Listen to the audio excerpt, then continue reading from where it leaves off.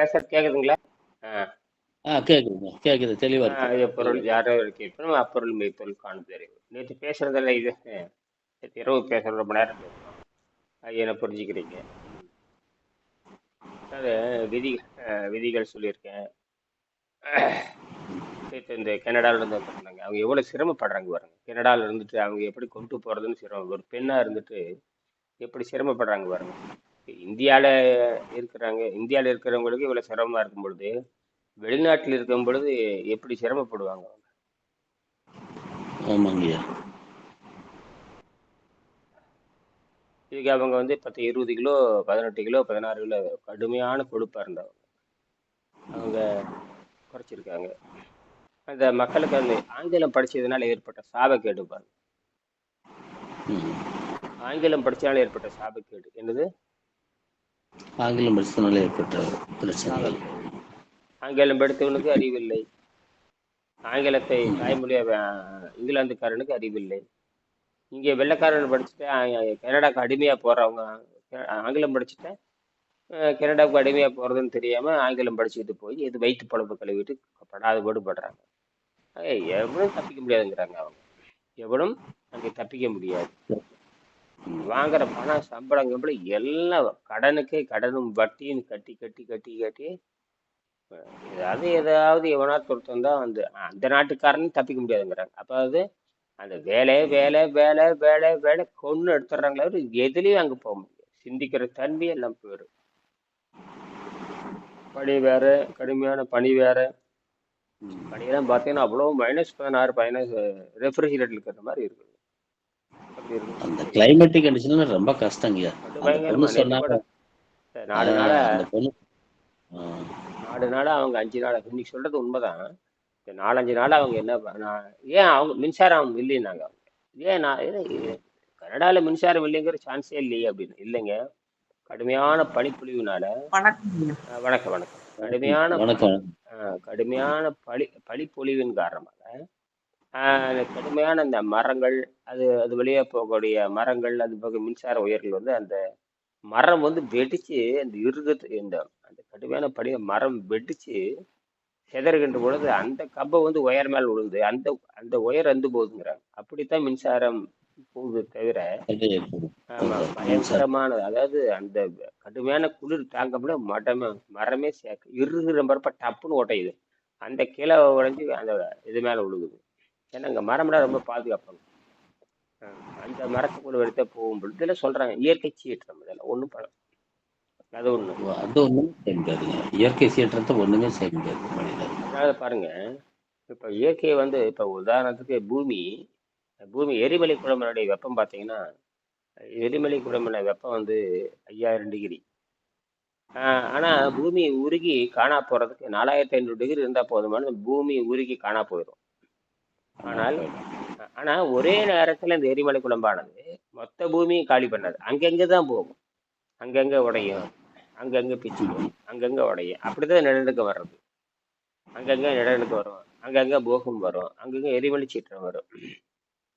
அப்ப கொஞ்சம் கொஞ்சமாத்தான் அங்க எங்க சீர்லிக்குமே தவிர ஒரு பட்டாசு வச்சு திடீர்னு வெடிச்சு ஒரு பட்டாசு செதறி போற மாதிரி போறதுக்கு வாய்ப்பு இல்லை. ஆனால் ஆபத்து பயங்கரமான ஆபத்து. எந்த இடத்துல எப்ப நடக்கும் எதுவுமே தெரியாது. இது போக பூமி. ஆமா, அதனாலதான் இந்த பூமி அது போக பாருங்க. சரி, அப்படி ஒரு இருக்குது. அதனால உடனே பூமி காணா போகாது. இந்த காற்று அமுத்தி பிடிச்சிக்கிட்டே இருக்கும்.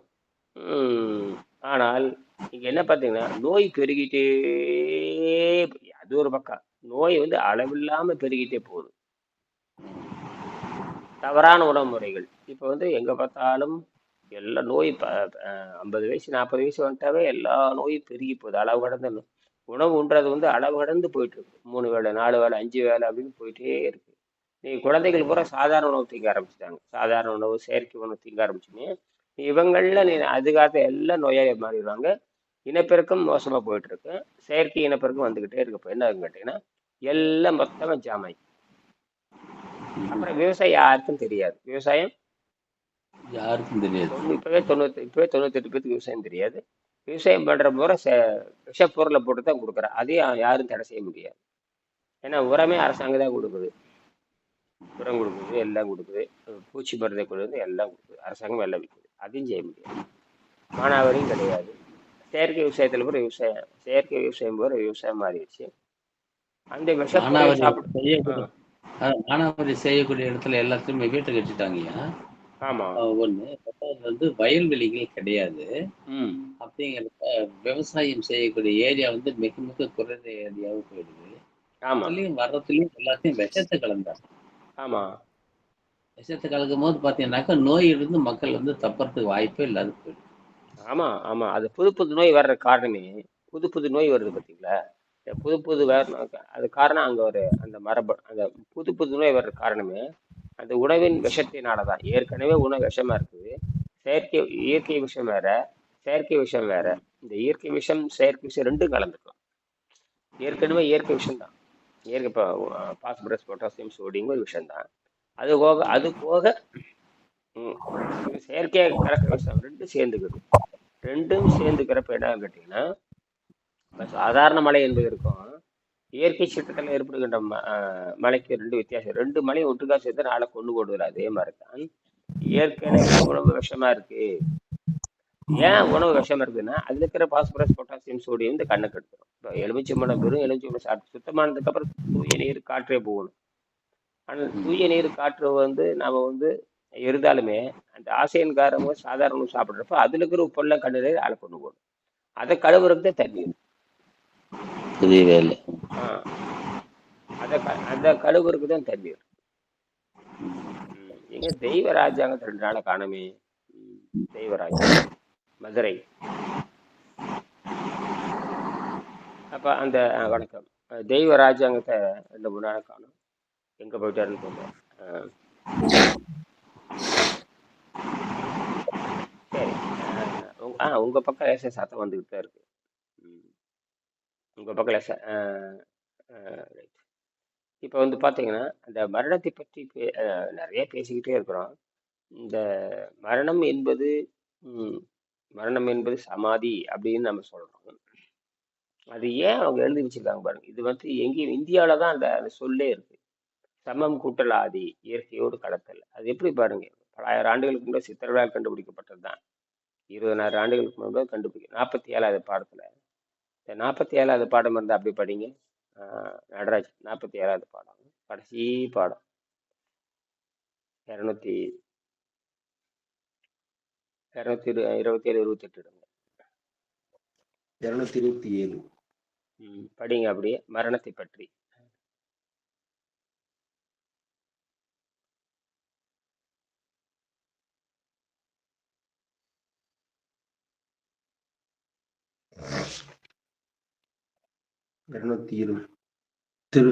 திருக்குறள் விளக்கம். திருக்குறளில் புகழ் எனப்படும் 24ல் உள்ள 27.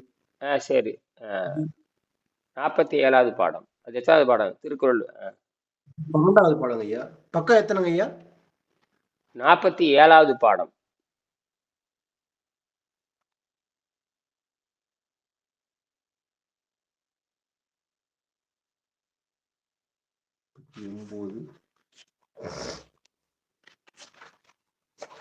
மரணத்தை பற்றி.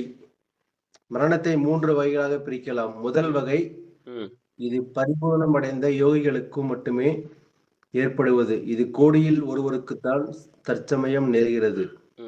இவர்களுக்கு மறுபிறவி இல்லை. இரண்டாம் வகை, இது சாதாரண வாழ்வு வாழ்ந்து உடல் முதுமையினால் தளர்வு அடைந்து ஏற்படும் யோகம் பழகாதவர்களின் மரணமாகும். பெரும்பாலான மனிதர்கள் இவ்வகை மரணத்தை அடைவார்கள். இவ்வகை மரணத்தில் மறுபிறவி உண்டு. மூன்றாம் வகை, இது துர்மரணம் என்று கூறப்படும். 1 நோய்களாலும், 2 போர்க்களத்திலும், 3 தற்கொலையினாலும், 4 தண்டனையினாலும் ஏற்படும் மரணங்கள் இவ்வகையை சேரும். இதை அடையும் மனிதர்கள் நீண்ட காலம் ஆவிகளாக வாழ்ந்து பிறகு மறுபிறவியும் எடுப்பார்கள். வீர சொர்க்கம் என்ற நிலையும் இந்த பிரிவில் அடங்கும்.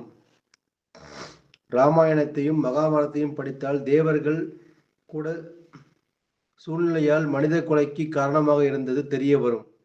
முதல் வகை மரணத்தை பற்றி விளக்கம். இது மட்டும் மனிதர்களால் ஒப்புக்கொள்ளக்கூடிய மரணம். இதற்கு உலகத்தில் ஒரு எடுத்துக்காட்டு அரசாங்க ஆதிசங்கரின் வாழ்வும் முக்தியும். இதை பற்றிய கட்டுரையில் இறுதியில் எழுதியிருக்கிறேன். ம் மனித நீதி நூல்களில் கூறியபடி 1 பிரம்மச்சரியம், 2 கிரகஸ்தம், 3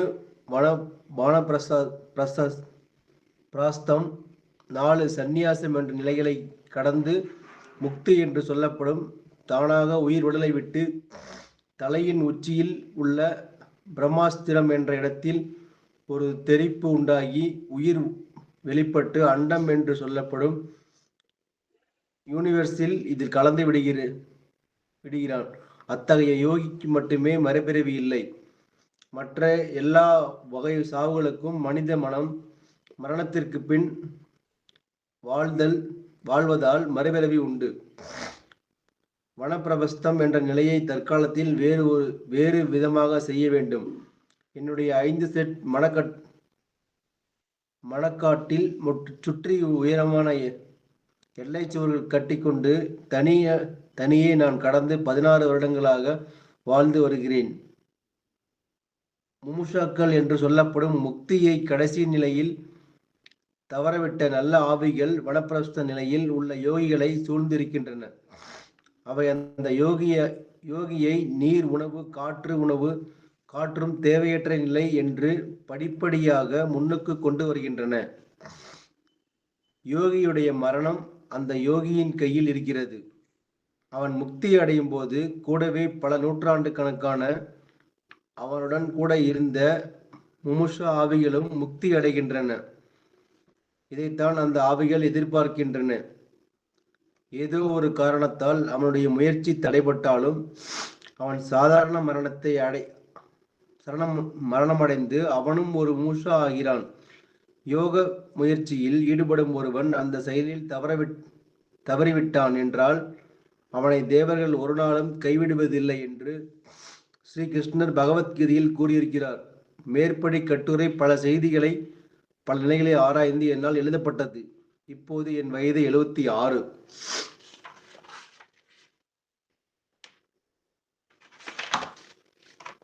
ஆதிசங்கரர் 33 வயதில் முக்தி அடைந்தார். தன்னை விட வயதில் மூத்தவர்களை தான் சீடர்களாக கொண்டிருந்தார். கபாவீக மதத்தை இந்தியாவில் இருந்து ஒழித்ததில் அவர் பெரும்பங்கு வகித்தார். அத்தகை சித்தாந்தத்தை மனித தெய்வம் வலியுறுத்தி இந்தியாவில் 4 எல்லைகளிலும் மடங்களை நிறுவி பெருமை அவருக்கு உண்டு. அவரே மனித சமுதாயத்திற்கு எடுத்துக்காட்டு. பசித்திரு, தனித்திரு, விழித்திரு. வள்ளலார். அவ்வளோதான். இதை திருப்பி திருப்பி திருப்பி திருப்பி படிக்கணும். படிச்சு எல்லாம் பிழையில்லாம படிக்கணும். முதல்ல நீங்க படிச்சது பூரா படிக்கிறீங்க. என்ன எழுத்துக்கூட்டி படிக்கணும். அது இயற்கை தான். எழுத்துக்கூட்டி எழுதுறது படிச்சாதான் அது என்ன சொல்றாங்கன்னு தெரியும். என்ன புரிஞ்சுக்கிறீங்க? இதை தானே சொல்றேன். இப்போ என்ன புரிஞ்சுக்கிறீங்க? என்ன சொல்றாங்கன்னு தெரியுதா? மகேஸ்வரி, என்ன சொல்றாங்கன்னு தெரியுதுங்களா? ஆமாங்க ஐயா. இந்த மரணம் 3 வகையா சொல்லியிருக்காங்க ஐயா. சொல்லுங்க. அதுக்கப்புறம் அந்த மரணமே வந்துட்டு அந்த ஆதிசங்கரர் சொல்லும் போது சின்ன வயசுலயே அவர் அந்த நிலைக்கு இருந்தபோது அவரை சுத்தி இருக்கிறவங்க வயதானவங்க கூட இதுக்கு முயற்சி பண்ணாங்கன்னா இவரோட கூட இருக்கும்போது அவங்களுக்கும் அந்த நிலை கிடைக்குதுன்ற மாதிரி சொல்றாங்க ஐயா. அருமை அருமை. நல்லா புரிஞ்சிருக்கிறீங்க. அப்ப முதல் வகை மரணம், 2வது வகை மரணம், 3வது வகை மரணம். இந்த 3வது வகை மரணம் இருக்கே, அதுதான் இந்த துர்மரணம் சொல்றது. சாகிறது, தற்கொலையில் சாகிறது, அரசாங்க தண்டனையில் சாகிறது, போர்ல அடிபட்டு சாகிறது, இந்த விபத்துல சாகிறது. இதெல்லாம் ரொம்ப கொடுமையான மரணம். அவங்க எல்லாம் வந்து திருப்பி இன்னும் எந்த பதிவும் நல்ல பதிவுகளே இருக்காது. அப்ப நல்ல பதிவுகள் இல்லாத பொழுது இந்த உயிருங்கிற ஃபோட்டான், இந்த உயிருங்கிற ஒளியானது தவறான செய்திகளோட போகும் பொழுது அங்கேயே சுத்திட்டு அது ஒழுக்கமான முன்னேற்றத்தை அடைய முடியாது. இப்போ இந்த யோகத்துல முன்னேறணும் பாருங்க. அவன் ஏதோ ஒரு காரணத்தினால யோகத்துல நல்ல பழக்கத்துல முன்னேறணுங்கின்ற பொழுது ஏதோ ஒரு காரணத்தினால அவன் மரணம் அடைகிறப்போ அவன் வந்து அவன் என்ன பண்றான்னா, மற்ற நல்ல முயற்சி பண்றான் பாருங்க, அவன் உடல்ல போய் பூந்துக்குது. ஏன்னா ஃபோட்டானுக்கு நிறம் கிடையாது, ஃபோட்டானுக்கு ஒளி கிடையாது, இந்த ஃபோட்டானுக்கு இடம் கிடையாதனால யார் உடம்புல யார் உட்காந்துருக்காங்கன்னு தெரியாது. இப்போ என்னோட இப்போ நான் முயற்சி பண்ணி ஏதாவது ஒரு யோகா பிரச்சனை, யோகா முயற்சியில் ஈடுபடுகின்ற பொழுது அந்த ஃபோட்டான் என் உடம்புல உட்காந்துருக்கு, எனக்கு எதுன்னே தெரியாது. இல்லை எந்த இடையும் அது கிடையாது, எந்த தீங்கும் அது பண்ணாது. இப்படிலாம் இப்படியெல்லாம் இருக்குது. அப்போ நமக்கு காரணமே தெரியாம நம்ம உடம்புல கோடிக்கணக்கான ஃபோட்டான் ஒன்று உட்காந்துருக்கு. இது நம்ம ஃபோட்டானா இல்லை அடுத்தவங்க ஃபோட்டான்னு நமக்கு தெரியாது. நீங்க பாட்டுக்கு நீங்க முயற்சி பண்ணிட்டு இருக்க வேண்டியதான், அதுவும் உங்களோட முயற்சி பண்ணி மேலே வருங்க. இது எப்படி இருக்குன்னு பாருங்க விஷயம். சூப்பருங்க ஐயா. அப்ப இதுதான் இதுதான் இந்த நல்ல எண்ணத்திலே வாழுகின்ற பொழுது நல்ல ஃபோட்டான் வந்து உங்க உடம்புல ஒட்டிக்கும், உங்க உடம்புல வந்து ஏறிக்கும். கோடிக்கணக்கான ஃபோட்டான் உட்காந்துருக்கோம், ஆனால் உங்களுக்கு தெரியாது. நீங்களும் முயற்சி பண்ணுவீங்க, முயற்சி பண்ணி முன்னேறப்ப அது உங்களோட முயற்சி பண்ணி முன்னேறிடும். இது ஒரு அதனாலதான் தனிமையில இருந்து பாருங்க, அவரை தனிமையில இருந்து பண்ணியிருக்காரு. நான் போய் பார்த்தேன் அவரை. அதாவது இடம் வேணுங்கிறதுக்கு. அதனாலதான் அவர் சொந்த ஊர் வந்து தஞ்சாவூர், மன்னார்குடி. இப்போ அது திருவாரூர் மாவட்டத்தை சேர்ந்தது, ரெண்டா பிரிச்சாச்சு. இப்போ அந்த மன்னார் ராஜ மன்னார் பெரிய புகழ்பெற்ற கிருஷ்ணன் கோயில், திருமால் கோயில் இருக்கு. திருமால் குழந்தையாக இருக்கிறப்ப பாலகிருஷ்ணன் கோயில்னு சொல்லுவாங்க. அந்த அருமையா இருக்கும் மன்னார்குடி கோயில். மன்னார்குடி கோயில் வந்து இந்த விளக்க தோன்றம் பார்ப்பது மாதிரி புகழ்பெற்றது, வைணவ திருத்தலத்துல இருக்கு. ரொம்ப நான் போய் பார்த்துருக்கேன். ரொம்ப நாங்கள் வெண்ணெய் உற்சவம் ஏதோ நடத்துவாங்க, அதெல்லாம் இருக்கட்டும். அதான் துவாரகாம்பாங்க வடநாட்டில். அதனுடைய தென் துவாரகா அப்படின்னு சொல்லுவாங்க. சரி, அங்கே பிறந்துக்கிட்டு அவர் எங்கே வர்றது இல்லைங்களா? அவர் பிறந்தது தஞ்சாவூர், ஆனால் அவர் ஆராய்ச்சி பண்ண கோயம்புத்தூர்ல அந்த தொண்டாமுத்தூர், கரெக்டாக அந்த வெள்ளியங்கிரி மலை அடிவாரம், அந்த அடிவாரத்தில் இடம் வாங்கி அங்கே ஆராய்ச்சி பண்ணுறாரு. உலக நாடெல்லாம் போயிட்டு சுற்றிட்டு படமெல்லாம் சம்பாதிச்சு திருமணம் பண்ணி வச்சுட்டு எல்லா குழந்தைகளையும் ஒரு பொண்ணு அமெரிக்காவில் இருக்குது, ஒரு பொண்ணு ஆஸ்திரேலியா இருக்குது, ஒரு பையன் இன்ஜினியரிங் படிச்சுட்டு இருக்கிறான். எல்லாம் பண்ணிட்டு எந்த அதாவது அவர் படித்து முடிச்சுன்னு வேலை கிடச்சிது. வேலையில் வந்து கைவிட்டு வந்து கொடுக்குறாங்கிறதுக்காக பதவியே வேண்டான்னு விலகல் கடிதம் கொடுத்துட்டு போறாரு. ஒரு அரசு அதிகாரி வந்து அது பொறியியல் வேற, பணம் பல லட்சம் கோடி சம்பாதிச்சு, பல 1000 கோடி சம்பாதிச்சுட்டு வெளியே வரலாம், திருடிட்டு வெளியே வரலாம். அதெல்லாம் வேண்டான்னு சொல்றதுக்காகவே அப்ப வெள்ளைக்காரன் கல்வி படிச்சோம்னா லஞ்சத்துக்கு தான் தகுதி உள்ளதாக மாறுது. வெள்ளைக்காரன் கல்வி படிச்சவ எதுக்கு தகுதி உள்ளதா மாறுது? லஞ்சத்துக்கு தான். அது தானா வந்து ஒழுகுது. அதுக்காகவே என்ன பண்ணாரு? அதுக்காகவே இந்த பதவி வேண்டான்னு சொல்லிட்டு எழுதி கொடுத்துட்டு போறாரு. எழுதி கொடுத்துட்டு தான் அவர் கல்ஃபில் விளைவிட போறாரு. இவ்வளவு நேர்மையா இருந்திருக்காரு. அப்புறம் அந்த இடத்துல 5 சென்ட் இடம் வாங்கி பார்த்தீங்கன்னா 20 அடி 10 அடி சுவர் 12 அடி சுவரை எழுப்பி தனிமையில் உள்ள வாழ்ந்துட்டு இருப்பார். அப்படி ஆராய்ச்சி பண்ணி தான் எல்லாமே கண்டுபிடிச்சார். அப்போ கிட்டத்தட்ட ஒரு 22 ஆண்டுகள் தனிமையில் இருந்திருக்காரு. நான் கிட்டத்தட்ட 2002 போய் சந்திச்சேன். ஒரு 17 ஆண்டுகள் 15 ஆண்டுகள் அவர் கூட பழகும். அதுக்கு முன்னாடியே 1996 97 அவங்க அங்கே வந்திருக்காரு. நான் அவர் சந்திச்சது 2002. அப்போ அந்த பக்கத்து வீட்டுக்காரர்கள்லாம் நம்ம விசாரிச்சேன், எப்போ வந்தாங்க என்ன. அவங்க சொல்லுவாங்க, இந்த மாதிரி நாங்கள் தோட்டம் ஓட்டிட்டு இருக்கிறப்ப வந்தாங்க சொல்லுவாங்க. இதில் என்ன விஷயம்னு கேட்டிங்கன்னா, இவ்வளோ தமிழ்நாடு உரம் சுற்றிட்டு தமிழ்நாடு உரம் சுற்றிட்டு எங்கே அமைதியான இடம் அப்படின்னு தேடி பல குகைகளை பார்த்துக்கிட்டு, வெள்ளியங்கிரி சுற்றி பார்த்துக்கிட்டு, தனிமையிலே சுற்றி பார்த்து பல குகைகளை போய் ஆராய்ச்சி பண்ணியிருக்காரு. குகை வரலாறு படிக்கிறது, அந்த குகை வரலாறு, அந்த கோயில் தல வரலாறு இருக்கும். அந்த குகைனா என்ன, அங்கே யார் தங்கியிருந்தாங்க, அந்த மாதிரி சேலம் நாமக்கல் இருக்கிற இந்த குகைகள், அந்த குகையை பார்த்துருக்காரு. அப்புறம் வந்து வெள்ளியங்கிரி மலையில் வாழ்கின்ற குகைகள், அதுபோக கம்பம் தேனியில் இருக்கிற சுருளிமலை நான் போய் பார்த்தேன். இவர் சொல்றது எல்லாமே பார்த்தேன். இதெல்லாம் மெனக்கட்டு போய் ஆராய்ச்சி பண்ணி அவங்க எப்படி உள்ள இருந்தாங்க, எப்படி அவங்க உள்ள போய் எத்தனை நாள் கழிச்சு வெளியே வந்தாங்கிற அந்த வரலாறு இருக்குது. இதெல்லாம் ஆராய்ச்சி பண்ணி கரெக்டாக உடம்போடு பொருத்தி பார்க்குறாருன்னா என்ன பயங்கர வலிமையாக இருந்திருக்கு, என்ன பொருட்செலவாயிருக்கு, எத்தனை ஆண்டு ஆயிருக்கும். சாதாரண விஷயமே. இங்க இருக்கிற இந்தியாவில் இருக்கிற ஒரு திருட்டு பயிரை கூட இந்த ஆராய்ச்சி பண்ணுது. ஒரு பொறியாளரை இருந்துகிட்டு சிறுசிலிருந்தே 15-16 வயசுல சித்தர்களும் யாரு, யோகிகளும் யாரு, அவன் எப்படி காற்றை புசித்து வாழ்ந்தான், காற்றை புசித்து வாழ்ந்தாங்கிறது உறுதியை நம்புறாரு. உறுதியை நம்பிட்டு தான் இதுக்கு ஆதாரத்தை தேடுறாரு. ஆதாரம் தேடி தமிழ்நாட்டில் இருக்கிற அத்தனை குகையையும் போய் பார்க்குறாரு. ஏராளமான குகைகள். அந்த குகை ஒரு வரலாறு என்ன, ஏன் குகை இருந்தது, அது என்ன, எந்த சாது உள்ள இருந்தான், எப்படி அவன் உள்ள இருக்க முடியுது, அது எப்படி அவன் உள்ள இருக்கும் பொழுது சராசரி நம்ம வாழ்றோமே, நமக்கு அவனுக்கு என்ன வித்தியாசம், அவனும் மனுஷன் தானே, அவனும் பார்த்தீங்கன்னா 60-70 வயசு இருக்கிறான். அப்போ அவன் திருமணம் ஆகியிருப்பானா, திருமணம் ஆகாம இருப்பானா, இதெல்லாம் ஆராய்ச்சி பண்றாரு. ஆராய்ச்சி பண்ணி ஒரு ஆயிரக்கணக்கான நூல் ஆராய்ச்சி பண்ணி கடைசியில் இந்த புத்தகம் எழுதுறாரு. புத்தகம் ஒரு நாள் எழுதல, அந்த புத்தகம் 17 ஆண்டா எழுதுறாரு.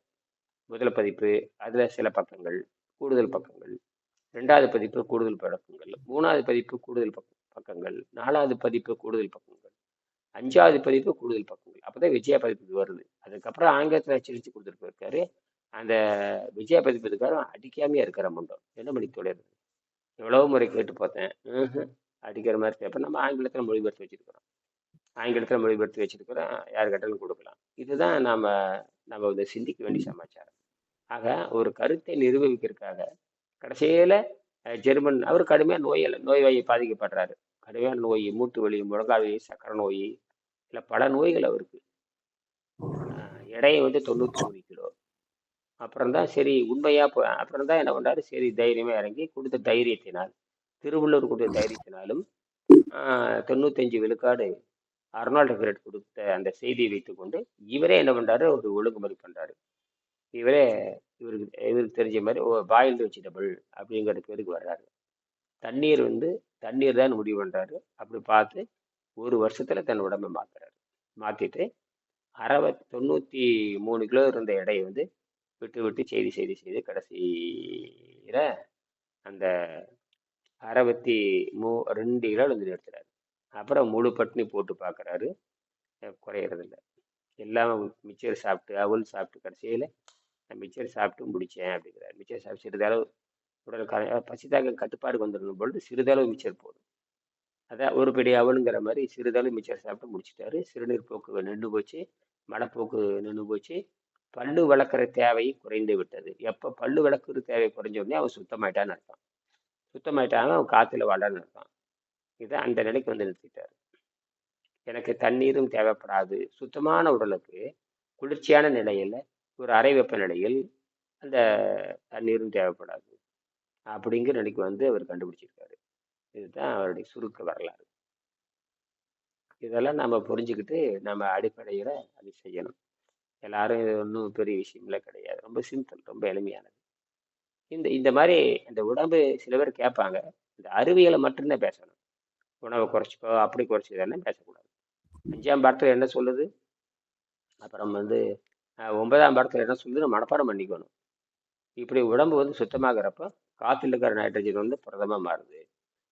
இப்போ எனக்கு வந்து இந்த சக்தி இருக்கு. இப்போ நான் சக்தி இருக்கிறனால தான் உணவு பழக்கத்தை குறைச்சிருக்கேன். சக்தி இல்லாமல் நான் உணவு பழக்கத்தை குறைப்பேன். உணவு பழக்கம் தான். இப்போ எல்லாம் நம்புறாங்க, சக்தியில் தான் வருது, உணவுல தான் வருது, உணவுல வந்து பெரிய நோய் வருது. அதை மட்டும் யாரும் சிந்திக்க மாட்டாங்க. உணவுல தான் வருது.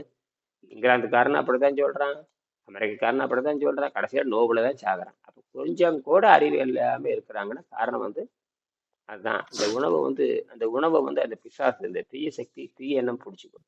அதான் அந்த எண்ணத்தை 5ஆ பிரிக்கிறாங்க. அந்த எண்ணத்துல போய் உட்காந்துக்குது. என்ன நல்லதை எடுத்து சொன்னாலும் அந்த சாராயத்தை விட மாட்டான், என்னது நல்லது சொன்னாலும் விபச்சாரத்தை விட மாட்டான். விபச்சாரம் நடந்துக்கிட்டு தான் இருக்குது, எங்க பார்த்தாலும் விபச்சாரம் நடந்துக்கிட்டு தான் இருக்கு. குடும்பத்திலே விபச்சாரம் நடக்குது. சில நாடுகள் விபச்சாரத்தை அங்கீகாரம் பண்ணிடுது, பல நாடுகள் விபச்சாரத்தை அங்கீகாரம் பண்ணியாச்சு. இதுல என்ன பண்ணுவீங்க நீங்க? ஒன்றும் பண்ண. அந்த நாடு இப்போ எந்த ஒழுக்கத்தில் இருக்குன்னு பாருங்க. எப்படி அந்த குழந்தைய வந்து ஒழுக்கமா வளர்த்த முடியும், அந்த குழந்தைய எப்படி சிறப்புள்ள குழந்தைய மாற்ற முடியும், அந்த குழந்தை பண்புள்ள குழந்தைய எப்படி மாற்ற முடியும். அப்புறம் ஒரு பெற்றோரே ஒரு குழந்தைகளை விபச்சாரத்தில் ஈடுபடும் பொழுது என்ன கொள்கை இருக்கும், அந்த நாடு எப்படி இருக்கும், நாசமா போகாதான்னு கேட்குறேன். நம்ம நாட்டிலே அந்த எங்க பார்த்தாலும் விபச்சாரம், சினிமா கூத்தாடிகள் எல்லாம் விபச்சாரம், சாராயம் விபச்சாரம் ரொம்ப மோசமா போயிட்டு இருக்குது. இதுக்கு காரணம் கேட்டிங்கன்னா இயற்கை என்ன பண்ணுதுன்னா இவர்களை அழித்து தான் கடைசி மிச்சமா இருக்கிறவங்க மட்டும் காப்பாற்றுது. இவர்கள் இந்த மாதிரி அழிச்சு தான் பணம் நிறைய வந்துட்டாவே விபச்சாரம் தான், அல்ல எந்த சந்தேகம் கிடையாது. பணம் நிறைய வந்துட்டாவே உடம்பை கெடுத்துக்கிறது தான், உடம்பை கெடுக்கிறத முதல் வேலையா இருக்கும். இப்படித்தான் அந்த தீய எண்ணம் மேலே உட்காந்துக்கிட்டு ஏதோ ஒன்று படிச்சுக்கிட்டு எதை படிக்கணும் அதை படிக்காம தீயதெல்லாம் படிச்சுக்கிறது, வெள்ளைக்காரன் சொல்றதெல்லாம் படிச்சுக்கிட்டு ஆஹ் இந்த மருத்துவ முண்டங்கள் சொல்றது, யோக முண்டங்கள் தப்பு தப்பா சொல்றது, பணம் சம்பாதிக்கிறதுல குறிக்கோளா இருக்கிறது, அந்த பணம் சம்பாதிக்கிறது பூரா நல்ல வழியில் செலவு பண்றது இல்லை, அதுவும் தவறான பணம்னு போய் அந்த பணத்தையும் செலவு பண்றது இல்லை. இப்படியெல்லாம் பண்டமாற்று பொருள் இல்லாதனால கரன்சி வந்தங்காட்டி ஈஸியாக போச்சு அவங்களுக்கு. அது எல்லாம் அந்த காலத்து யோகிகள் வந்து பண்டமாற்று இருக்கும்பொழுது அவங்க வந்து குறைந்த தேவைதான், ஒரு சின்ன உணவுப் பொருள், அதாவது எந்த உடையும் இருக்காது அவங்களுக்கு, ஒரே ஒரு உடை இருக்கு, 2 உடை இருக்கு, அவ்வளவுதான், எந்த தேவையும் இருக்காது. அப்போ மாணவனும் எளிமையா இருப்பான், அங்க இருக்கிற பொருளும் எளிமையா இருக்கும். இப்போ அப்படியும் இல்லை, காகித பணம் எக்கச்சக்கமா இருக்குது, எக்கச்சக்கமா இவனும் கொடுத்து ஏதோ முயற்சி பண்றான், எதுவுமே நடக்கிறது இல்லை. யோக மன்றத்துக்கு போனாலும் தன்னுடைய நோய் நீங்கிறது இல்லை, அப்புறம் மருத்துவ மையங்களுக்கு போனாலும் தன் நோய் நீங்கிறது இல்லை. கடைசியில் என்ன ஆகுதுன்னு கேட்டிங்கன்னா இது மாதிரி போறான். இயற்கை தன்னுடைய வேலையை ஒழுங்காக செய்யுது, தீய இயற்கை தன் வேலையை ஒழுங்காக செய்கிறது. அவர்களை பல்வேறு வகையான படுகொலிகளை விழா வச்சு அவனை சாகடிக்குது. இதை எதிர்த்து பண்றதான் இனியனோட வேலை. இவ்வளோ தீய வேலை, அதை எதிர்த்து பண்றதா வெங்கடேசனுடைய வேலை. அதனால நான் விடாம அது பண்ணிக்கிட்டே இருக்கேன். வெங்கடேசன் எந்த அளவுக்கு முயற்சி பண்ணாரோ அந்த அளவுக்கு நான் இந்த இதில் முயற்சி பண்றேன். அவர் ஆராய்ச்சியில் முயற்சி பண்ணி வெற்றி அடைந்து உலகத்துக்கெல்லாம் காட்டிட்டாரு. நான் என்ன பண்றேன், தொடர்ந்து ஊடகத்தை பயன்படுத்தி போட்டு சாத்துன்னு சாத்துறேன். ஒருத்தங்கூட நேரடியாக தொலைபேசி பண்ணி எப்படி கேட்பானுன்னு கேட்டீங்கன்னா, எனக்கு சொல்லிக் கொடுங்கன்னு கேட்பானே தவிர நீ பண்றது தப்புன்னு நேரடி தொலைபேசி பண்ணி பேசுறது இல்லை. சும்மா சொல்லுவாங்க, நீ சொல்றது தப்பு, நீ சொல்றது முண்டுன்னு சொல்லுவானுங்க தவிர மற்றபடிக்கு நேரடியாக தொலைபேசி பண்ணி, நான் நேரடியாக தொலைபேசி பண்றேன், ஃபோன் நம்பர் இருக்கு, எல்லாம் இருக்கு. ஏன் தைரியமா பேசுறது இல்லை? நிறைய பேருங்கய்யா இந்த இந்த உணவு முறை வந்து நம்ம ஒரு அம்மா வந்தது இல்லைங்கய்யா, மகாலட்சுமின்னு. அந்த அம்மாலாம் இதெல்லாம் சாத்தியமே வராது, இதெல்லாம் சாத்தியமே வராது. ஏன் சாதிச்சு காட்டியிருக்காரு ஐயா, ஏற்கனவே ஒரு ஐயா வெங்கடேசன் ஐயா சாதிச்சு காட்டியிருக்காருங்க. அதை ஃபாலோ பண்ணி ஐயா சாதிக்கிறாரு ஐயா. பல பேரை நானும் நிறைய பேர்கிட்ட சொல்றேங்க ஐயா. நீர் போயிட்டு நீ தண்ணி குடிச்சா உடம்புக்கு அத்தனை சத்து தேவைப்படுது, இதுல இருந்து இருக்கு, புரோட்டீன் இருக்கணும், அது இருக்கணும், இது இருக்கணும். அந்த அம்மா டின்னா புரோட்டீன் பவுடர் வாங்கி காலையில ஆனா கரைச்சு குடிச்சுன்னு இருக்குதுங்க ஐயா. மோஷன் மலம் வரலன்னு சொல்லுது, மூஞ்செல்லாம் கருத்து இருக்குங்க ஐயா. புரோட்டீன் பவுடர் காலையில குடிச்சாதான் நல்லா இருக்கிறேன்னு. அப்ப புரோட்டீன் பவுடர் இத்தனை வருஷமா 15 வருஷமா குடிச்சுன்னு இருக்கே, ஏன் சரியாகலன்னு கேட்டியா அப்படின்னு. எனக்கு குடிச்சுன்னு தான் இருக்கா, இருந்தாலும் இப்படிதான் இருக்கு, இப்படியே தானே மறுபடியும் இந்த வகுப்பு வந்து கேட்டுக்கணும். ஐயோ தண்ணி குடிச்சா உயிர் போயிடுமேவாம். எவ்வளோ எக்ஸ்பிளைன் பண்ணங்கய்யா, மக்கள் எவ்வளவு புரிதல் இல்லாத இருக்காங்க பாருங்க ஐயா. அந்த அளவுக்கு யோக மன்றங்களுக்கு அறிவு இல்லாம இருக்காங்க, ஆராய்ச்சி மனப்பான்மை கிடையாது, ஆராய்ச்சி மனப்பான்மை. அதனாலதான் திருவள்ளுவர் இந்த 2 நாளைக்கு முன்னாடி நான் கேட்டேன், ஏன் வந்து 942 திருவள்ளுவர் வந்து ஏன் அப்படி சொல்லியிருக்காரு, நேரடியா நீர்னு சொன்னாம அருந்தியது அற்றதுன்னு சொல்றாருல, ஏன் அப்படி போட்டிருக்காருன்னு கேட்டீங்கன்னா, ஆராய்ச்சி பண்றவங்களுக்கு தான் புரிய வேண்டும், ஆராய்ச்சி பண்ணாதான் அது புரியும் அப்படிங்கறதுக்காக ஆராய்ச்சி அடிப்படையில் தான் இந்த அருந்தியது அற்றதுங்கிற சொல்லை போட்டிருக்காரு. ஆராய்ச்சி பண்ணித்தான் ஒத்துக்கொள்ள வேண்டும், ஆராய்ச்சி பண்ணித்தான் புரியணும் அப்படின்னு ஒவ்வொரு மனிதனும் ஆராய்ச்சி பண்ணி தெளிய வேண்டும். உள்ளத்தால் தெளிய வேண்டும், மனத்தால் தெளிய வேண்டும், நடைமுறையால் தெரிய, அது உள்ளம், வாக்கு, மனம், காயம், காயத்தால் செயல்முறையால வரணும், வாக்குல வந்து செயல்முறையா வரணும், எண்ணத்துல செயல்முறையா வரணும். அப்படிங்கிறதுக்காக திருவள்ளுவர் வந்து என்ன பண்ணாருன்னா, அது அருந்தியது அற்றதுங்கிற வார்த்தையை வேறு சொல்ல பயன்படுத்துறாரு. இதுல இல்லைங்க ஐயா, ஒவ்வொரு மனிதனும் நம்ம காலையில சாப்பிட்டுருக்கோமே, அந்த சாப்பாடு குடல்ல இருந்து வெளியில வந்துதான், அதெல்லாம் அப்படி கவனிக்க ஆரம்பிச்சாலே இதுல இல்லைங்க ஐயா. புலனும் மனமும் நல்ல துல்லியமா ஒரு மனிதன் தன்னையே 100% படிக்க ஆரம்பிச்சாதாங்க ஐயா இதுல இருந்து வெளியில வர முடியும். இத பத்தி புரிதல் இருக்கும். கவனிச்சு நம்ம சாப்பிட்டோம், காலையில சாப்பிட்டுருக்கோம், இந்த சாப்பாடு குடலுக்குள்ள எந்த அளவுக்கு போயிருக்கு, எவ்வளவு தூரம் போயிருக்கு, அத நுணுக்கமா அவன் தன்னை படிக்க ஆரம்பிச்சிட்டான்னு வச்சுக்கோங்க ஐயா, இத அப்படியே கேட்ச் பண்ணிக்கலாங்க இந்த விஷயத்த. அப்ப தன்னை படிக்கிறது இல்ல, அதுக்கான வழிகாட்டுதல் நூல் இல்ல, அறிவும் கிடையாது, வழிகாட்டுதல் நூலும் கிடையாது. அதான் மாட்டிக்கிட்டாங்க. அறிவும் இல்லை, வழிகாட்டுகின்ற நூலும் இல்லை. இதுதான் கேட்டா, இதுதான் அறிவும் இல்லை, வழிகாட்டுகிற நூலும் இல்லை, ரெண்டும் இல்லை. எனக்கு அறிவு இருக்குது, வழிகாட்டி நூல் இருக்குதுனால நான் பேசுறேன். அவங்களுக்கு அறிவும் இல்லை. அதில் தான் முதல்ல வழிகாட்டுகின்ற நூலை கொடுக்கறது. வழிகாட்டுகிற நூல் அப்போ என்ன வழிகாட்டுகிற நூலை கொடுத்து தான் இப்போ எல்லாரும் எல்லாரும் புத்தகத்தை வாங்கி எல்லாத்துக்கும் கொடுக்க ஆரம்பிச்சிடணும். எல்லாரும் 10 புத்தகம் வாங்கி வச்சுக்கணும். வேற கொடுத்து வாங்குவோம். கை காசு செலவு பண்ணணும். இப்போ கை காசு செலவு பண்ணி நீங்கள் எல்லாத்துக்கும் கொடுக்கணும். முதல்ல அந்த தியாகம் பண்ணுங்க. முதல்ல என்ன பண்ணணும்? நான் அவங்க பண்றேங்க. எனக்கு எனக்கு அனுப்பிச்சு விடுங்க ஐயா. நான் பண்றேங்க. ம், ம், ம். எல்லாரும் அவர்கிட்ட சென்னையில அந்த ஏன்பா உங்களுக்கு அந்த உங்களுக்கு டெலகிராமில் உங்களுக்கு அனுப்பிச்சி விடுங்க. டெலகிராமில் வந்துட்டீங்கல்ல? டெலகிராமில் ம் எனக்கு டெலகிராம்ல இன்னைக்கு வந்துடுறேங்க ஐயா. அது போட்டா சுத்திக்கிட்டே இருக்குதுங்க ஐயா. ம் டெலகிராமில் வாங்க. வந்துடுறேங்க ஐயா. டெலகிராமில் தான் வரணும். அதில் தான் செய்தி கொடுப்பாங்க. டெலகிராம் ஒரு வரி போட்டால் அது 400 பேர் இருக்கிறாங்க. அது அத்தனை பேர் வந்துடணும். வாட்ஸ்அப் தேவையில்லை. வாட்ஸ்அப் ஐயா காலை நேத்து அந்த பெரியவருடைய பதிவு நீங்க டெலகிராம்ல கொடுத்துருக்கீங்களா ஐயா? எல்லாத்துலையும் கொடுத்தா அதுலேயும் கொடுத்துருக்குறேன். இதில் இதில் வாட்ஸ்அப்ல வரலாங்க ஐயா. வாட்ஸ்அப்பில் வந்துருக்குங்க ஐயா. எதுக்கு நான் போடணும்? அதை வாட்ஸ்அப்பில் போட மாட்டேன்னு சொல்லு. வாட்ஸ்அப்பில் எதுக்கு போடணும்? சரிங்க சரிங்க. அது நேத்து நான் யூடியூப்ல தேடினேங்க பாருங்க. ஐயா. யூடியூப்ல பாருங்க. சரிங்க. ஏன் யூடியூப்ல பார்க்கல? சரிங்க நான் பாக்குறேங்க ஐயா. ஏன் நேத்து பார்க்கவே இல்லை? வாட்ஸ்அப் இல்ல இப்ப என்ன, இப்ப எல்லாரும் என்ன நினைச்சிட்டு இருக்கிறீங்க? பொதுவா சொல்லுங்க. இப்ப நான் பேசுறதுல என்ன பண்றேன்னு உங்களுக்கு தெரியுதா? இப்ப ரெக்கார்ட் ஆயிட்டு இருக்குது. என்ன பண்ணுவீங்க சொல்லுங்களா பார்க்கலாம். நீங்க போடுறீங்க ஐயா ஒவ்வொன்றா யூடியூப்ல. ஏன் பாக்குறது இல்ல?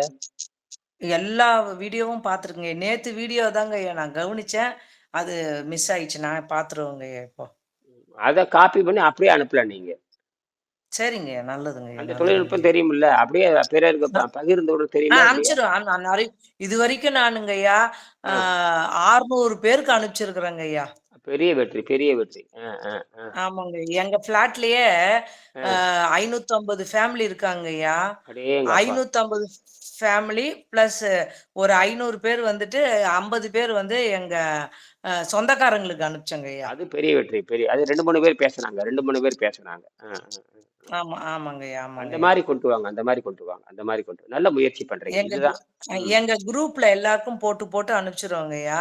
ம் பிளஸ் எங்க அதர் பர்சன்ட் எங்க சொந்தக்காரங்களுக்கும் தனித்தனியா அனுப்பிச்சிருவாங்க ஐயா. ம்.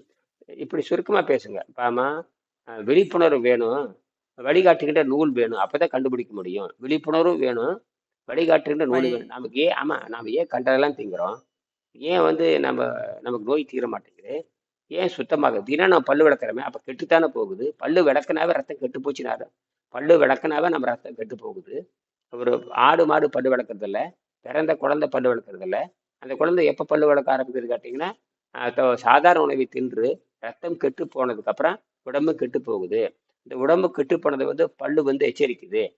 அப்ப குழந்தையிலிருந்து அந்த குழந்தை பல்லு விளக்க ஆரம்பிக்குது. குழந்தையிலிருந்தே அந்த குழந்தை கெட்டு போயிட்டு கொண்டிருக்கிறது. குழந்தையிலிருந்தே அந்த குழந்தை கெட்டு போகும்பொழுது என்ன ஆகுது? கொடிய நோய் மாட்டிக்குது. அப்ப குழந்தையிலிருந்தே உடம்பு கெட்டு போய் விட்டது என்று புரியும். அதே காய்கீரை கனி சாப்பிட்றவங்களுக்கு பல்லு விளக்கணும்னு அவசியம். அதனாலதான் எல்லா குழந்தைகளும் பழங்களை வளர்த்தணும். பழங்களை ராஜா மாதிரி வளர்த்தணும்னா அந்த பழங்கள் ராஜ உணவு. அதுக்கு தான் ராஜான்னு இருக்கும். இந்த ராஜ உணவு கொடுத்து வளர்த்தோம்னா ராஜான்னு இருக்கும். ஏன்னா ராஜானா ஏதோ இப்படிய கன்ற விரும்புறதெல்லாம் ஆசைப்பட்டு கொடுக்குற மாதிரி கிடையாது. இந்த ராஜ உணவுங்கிறது பழங்களை கொடுத்து வளர்த்துறது. நம்ம அந்த சாதாரண உணவு. நாம ஏழையா இருக்கணும். உணவில் ஏழையா இருக்கணும். நாம பட்டியலில் தான் இருக்கணும். தூய்மையில தான் இருக்கணும். நமக்கு உணவு தான் தேவையில்லை. நம்ம உணவு தான் நைட்ரஜன் புரோட்டீன் மாறுது இல்லை. காத்துல இருக்க நைட்ரஜன் நீங்க சொல்லணும். இப்போ நான் படிச்சுக்கிட்டு இருக்கிறேன், நான் ஒரு வேளை உணவு சாப்பிட்டுட்டு இருக்கிறேன், மிச்சம் 2 வேளை எனக்கு காத்துல இருக்க நைட்ரஜன் புரோட்டீனா மாறிட்டு இருக்கு அப்படின்னு நீங்க சொல்லணும். ஆமாங்க ஐயா. நானே உதாரணமா சொல்றேங்க ஐயா. இப்படித்தான் நான் பண்றேன். நான் முயற்சி பண்றேன். என் உடம்பு ஒரு வேளை உணவு வாழ்ந்துட்டு இருக்கு. ஒரு வேளை உணவு வாழும் பொழுது மிச்சம் இருக்கிற 20 மணி நேரம் என்ன பண்ணுது கேட்டீங்கன்னா, என் உடம்பு மெல்ல காத்துல இருக்கிற என்னோட உடம்பு சத்து தேவையற்ற கொழுப்பு, தேவையற்ற சளி, தேவையற்ற உப்புன்னு குறைஞ்சிட்டு வருது. அப்ப தேவையற்ற சளி உப்பு குறையிறப்ப என் உடம்பு சுத்தமாகுது. உடம்பு சுத்தப்ப அந்த கண்கள்லாம் திறக்குது. கண்ணுல அந்த அந்த அழுக்கெல்லாம் படிக்கிறப்ப கண்ணெல்லாம் திறக்குது. இந்த சல்லடையில அழுக்கு படிச்சிருக்காட்டி அழுக்க வடிக்க மாட்டேங்குது. சல்லடை சுத்தமாக இந்த ஓட்டெல்லாம் தெளிவாகுது. அப்ப வெளியிருந்து உறிஞ்ச ஆரம்பிக்குது. தாவரம் எப்படி வெளியிருந்து உறிஞ்சிற மாதிரி தன் உடம்பு உறிஞ்ச ஆரம்பிக்கிறப்ப நைட்ரஜன் சல்லுன்னு உள்ள போயிருக்கு. அடுத்த வினாடியே போயிடும். 2 நாள்லயே 3 நாள்லயே நீங்க உணவு பழக்கத்தை மாத்திட்டு நீர் பயிற்சிக்கு வந்துட்டாவே எல்லா அடப்பும் குறைஞ்சிட்டே வரும். அப்ப அடப்பை குறைய அழுக்கு உடம்பு கெட்டு போன சதை பூரா கரைஞ்சு போயிட்டே இருக்கும். அழுகி போன சதை பூரா போய் சுத்தமான சுத்தமான எடை வந்ததுக்கு அப்புறம் உடல் கரையாது. அதாவது சுத்தமான சதையில தான் உடம்பு. அதாவது உணவுப் பொருள் இல்லாத உணவுப் பொருள் இல்லாத சுத்தமான சதையில் வாழ்றத சுத்த தேகம்னு பேரு. அப்ப அந்த அந்த உடம்புக்கு வந்து கழிவுகள் இருக்காது, மலம் இருக்காது, சிறுநீரும் கூட ஒரு நாளைக்கு ஒரு வேளை என்று சுருங்கிவிடும். இதுதான் நீங்க செய்யற வேலை. இது கண்டுபிடிச்சிட்டீங்கன்னா எந்த நோயும் இன்னைக்கு குணமாக்கலாம். அந்த நோயை குணமாக்கிட்டு அறவழியில பொருளிட்டு அறவழியில செலவு பண்ணலாம். இதுதான் அறவழியில பொருளீட்டி அறவழியில செலவு பண்றதுன்னு அர்த்தம். ஈதல் அறம் தீவினை விட்டு ஈட்டல் பொருள் காதல் இருவர் கருத்து ஒருமித்து ஆதரவு பெற்ற இன்பம். அதாவது அறவழியில அதாவது கொடுப்பது அறம், பிறருக்கு கொடுப்பது வந்து நல்ல பழக்கங்கள். அந்த கொடுக்கிற பணத்தை கூட அறவழியில் பொருளீட்ட வேண்டும், தீமை செய்யாமல் பொருள் ஈட்ட வேண்டும். இங்க தீமை செய்யாம பொருள் ஈட்டுறது உலகத்துல வாய்ப்பே கிடையாது. இதுல மட்டும்தான் தீமை செய்யாம பொருள் ஈட்டுறது. அதனாலதான் இவ்வளவு கடுமையா நான் கட்டணம் போடுறது, கடுமையான விதிகள் வைக்கிறது. இது மீண்டும் குருகுல கல்வியை கொண்டு வருது. இது மருத்துவ கல்வியாவே கொண்டு வர்றேன் நான். அதனாலதான் எங்கிட்ட எல்லாம் வந்து சேர்ந்துட்டு இருக்கிறாங்க. அப்ப நான் மருத்துவ கல்வியை செய்யறோம்னா கட்டணங்கள் போடணும், அவன் ஒழுங்கா ப்ராஜெக்ட் பண்ண வைக்கணும், ஒழுங்கா முன்னேற வைக்கணும். இத்தனை எனக்கு பொறுப்பு இருக்குது. அதனாலதான் ஆரம்பத்திலே 3000 கட்டுறேன், அதுக்கப்புறம் 20,000 வைக்கிறேன். அப்புறம் அவன் ஒழுங்கா செஞ்சாதான் 20,000, இல்லாட்டி அவனை கழட்டி விட்டுறது. ஒழுங்கா பாடம் படிச்சாதான் அவன் பள்ளிக்கூடத்துக்கு சேர முடியும். அப்ப அவனுக்கு செலவு வைக்கணும். அவனுக்கு தேவையில்லாம நான் செலவு வைக்க மாட்டேன். அவனுக்கு தேவையில்லாம நான் செலவு வைக்கணுங்கிற அவசியம் எனக்கு கிடையாது. இப்ப இதுலயும் தெளிவா இருக்கிறேன். அவன் ஒழுங்கா செஞ்சாதான் அவன் செலவு செய்யணும். ஒழுங்கா இல்லைன்னா நீ வேண்டாம், நீ கட்டுறது போதும் அப்படின்னு சொல்லி அவனை துரத்தி விட்டுருவேன். ஏன்னா அவன் தகுதியற்றவன். நான் தானே முடிவு பண்றேன் நீ தகுதியற்றவன்னு. அப்ப அவனுக்கு செலவும் வைக்கக்கூடாது, தகுதியற்றவனை அறிவிச்சு அவனை வெளியேற்றிடணும். அப்ப பணம் நமக்கு எதுக்கு? அவன் பணம் தகுதியற்றவனுடைய பணம் நமக்கு எதுக்குன்னு நான் கேட்கறேன். இந்த 1 மாசத்துல அவன் தகுதி புரிஞ்சு போயிடும். 1 மாசத்துலயே ஆமாங்கய்யா தகுதி முடிஞ்சு போகுதுங்க ஐயா. அப்ப எதுக்கு அவனோட பணம்? தகுதியற்றவன் எதுக்கு நான் பணம் வாங்கணும்? ஐயா நேற்று சுந்தர்ங்கிற ஒரு பொறியாளர் வந்து நேற்று 10,000 ரூபாய் பணம் அனுப்பிச்சிருக்காரு. அவர் நோய் நல்லாயிட்டு இருக்குது. ஒரு பெரியாளர், அரசு பொறியாளர். அவர் இது வரைக்கும் ஒரு 50,000க்கு மேல கொடுத்தாச்சு. நேற்று 1,000 அனுப்பிச்சு. ஐயா நல்லா இருக்குதுங்க ஐயா. இப்ப 48 மணி நேரத்துக்கு ஒரு சாப்பிட்ற ஐயா. சரி, ரொம்ப மகிழ்ச்சி. அவருக்கு சில அறிவுரை சொன்னேன், என்ன சாப்பிடலாம் அப்படின்னு கேட்டார். சில ஐடியாலாம் சொன்னேன், இப்படி சாப்பிடுங்க, பேரிச்சம்பழம் உருண்டை செய்து சாப்பிட்டுங்க, வேற ஒன்றும் தேவையில்லை, நீங்க 2 நாள் ஆகட்டும், எங்க வேணாலும் சுத்தலான்ட்டு. எங்க வேணாலும் போங்க. அவர் வண்டியிலேயே சுத்திட்டு கார்லயும் சுத்திட்டு இருப்பார். அவரு நிறைய கட்டணம் கட்டுறாரு, அது சம்பந்தம் போறாரு, நிறைய சொந்தங்கள் போக போக எல்லாத்தையும் சரி பண்ணிக்கும். அவரை அனுப்புறாரு. இந்த மாதிரி ஒரு 10 பேர் உருப்படியா இருக்கணும். 10 பேராவது தொடர்ந்து நன்கொடை கொடுக்கறவங்க இருந்தாதான் நானும் சொல்லித்தர முடியும். பராமரிக்கிறது காலையில் 4:30 மணிக்கு எந்திரிச்சு பேசணும்னா அதுக்கு ஒரு பொறுப்பு இருக்கணும், அதுக்கு ஒரு ஒழுங்கு இருக்கணும், அதுக்கு செலவு பண்ணணும். 4 பேர் பொருள் கொடுக்குறாங்க, அந்த என்ன பற்று இருந்தா தானே செய்ய முடியும். பொருள் கொடுத்தா எனக்கு பற்று வருது, பற்றே வராது இல்லையா? பொருள் கொடுத்துட்டு நீங்க பொருள் கொடுத்துக்கிறது உங்கள்ட்ட பேசுறேன், இதை நான் பேச மாட்டேன்னு பற்று வராது இல்லையா? இந்த பற்றின் காரணமாக நான் பேசி ஆகணும். பற்றின் காரணமாகவாது அப்படித்தான் இருக்கு. பாருங்க, மறுபடியும் 6 மணிக்கு பேசலாம். சரியா? வாங்க. நன்றி நன்றி நன்றி நன்றி. வாங்க, 6 மணிக்கு வாங்க. நன்றி நன்றி நன்றிங்க. நன்றிங்க. நன்றி.